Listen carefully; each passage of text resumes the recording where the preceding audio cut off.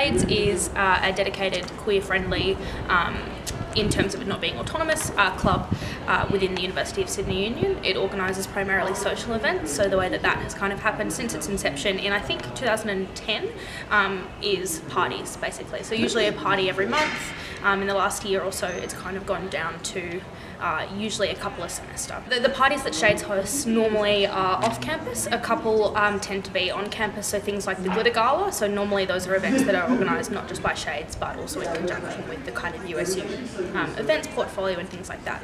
The events that Shades does host on campus tend to be things like barbecues, so going outside of the party area, but also sometimes things like speaker events and other kind of panel things around kind of queer issues. The locations often tend to depend on the kind of personal tastes of the executive of the day, but normally there will be, across any given year for Shades, which is kind of May to May rather than the calendar year, in Oxford Street, so Darlinghurst, but also Newtown and more.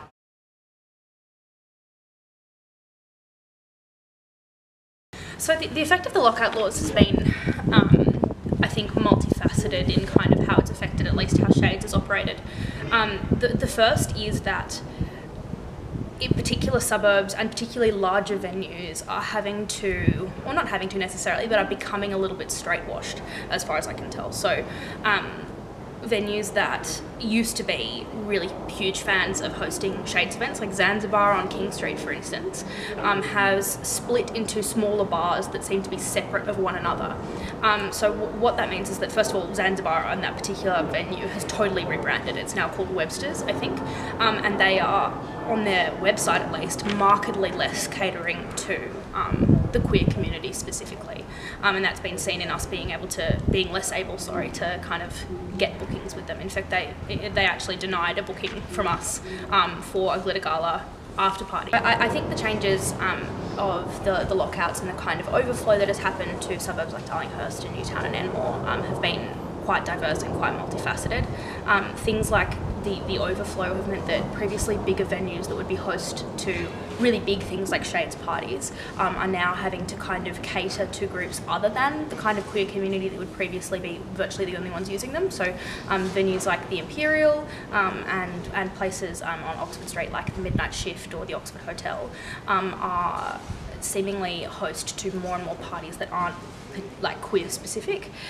So I think that means that it's locked things like Shades out in a lot of ways. So for instance, the bar minimums at a lot of the places have gone like quite astronomically up. So things like what used to be a $2,000 bar minimum at the Imperial are now a $6,000 minimum, which Shades just can't promise, and we also don't have the money to be able to cover it if we didn't meet the bar minimum. So that's meant that we've had to downsize or go to places that are like less popular or for whatever reason aren't as kind of established on the queer party scene.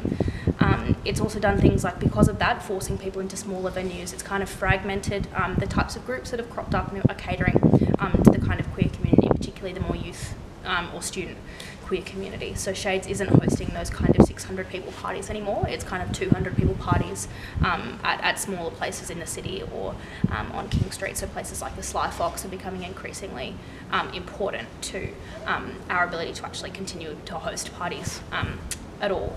And it's also meant that other groups that are catering to kind of those smaller niche groups like Heaps Gay and Girl Thing and Boy Thing are kind of competing with Shades almost, which is I'm sure not anyone's intention, but it just means that if people are loyally becoming a Girl Thing attendee or a Heaps Gay person or a Birdcage person, they are less likely to attend a Shades party. So for a whole lot of reasons, I think the lockouts have had these kind of like flow-on effects to the kind of people who are able to attend these kind of parties, or the kind of parties that end up being planned.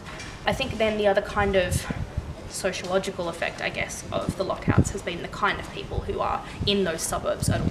So I'm sure everyone really has heard of the kind of stories that are coming out of Newtown of violence directed towards trans people in particular, people who are just generally seen as kind of weird or other, from the kind of people who would previously only be spending their time in King's Cross or in the CBD. So I think that's made some people, not I don't think in a particularly widespread way, but for the people that it really matters for in terms of being able to feel safe in suburbs like Newtown, I think that their experience of those suburbs has actually changed, and quite dramatically for the worse as well. As someone who doesn't look particularly gay or doesn't look particularly, like I haven't strayed from my North Shore roots or anything like that. It's quite easy for me to say that I equally feel as safe in Newtown as I did 2 years ago. That doesn't really matter. And for the people that it does matter for to feel safe, it's becoming a whole lot worse.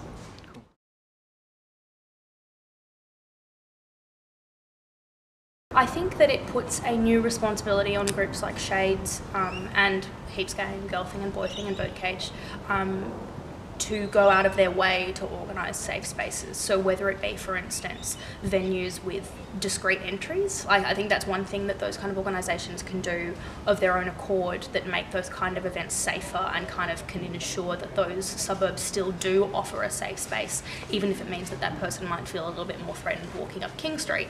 It means that they're not going to be attacked in the worst case scenario if they're going in a main street entry. So I think that's one thing that organisations can do. And also just to keep putting in the effort to organise those parties, because especially with Shades being, and all of these organisations really being totally volunteer based, it is totally up to our goodwill really to keep the machine churning and to keep those events happening. So I think it's really important that people continue to put in the effort and recognise that hosting those kind of things is just as important as lobbying for things like being against the plebiscite or whatever kind of legislative change that as an individual I might not have as much power to change. So being able to host a party and give someone the ability to kind of be really gay on a Saturday night, that's equally important to the community.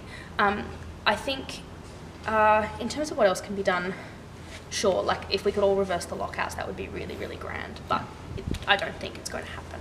I think that there is a lot of an onus in a kind of goodwill sense, I guess, as well on the venues. So if places like the Imperial or any venues really were genuinely committed to being able to retain the kind of queer culture that exists in suburbs like Erskineville or Newtown, then they should be doing things to give those kind of organisations or queer party kind of groups generally a leg up. So the bar minimum for us should be lower than it is for just your average like overflow from a 21st that would otherwise have happened in King's Cross. Like there should be kind of efforts made to even artificially keep the culture alive.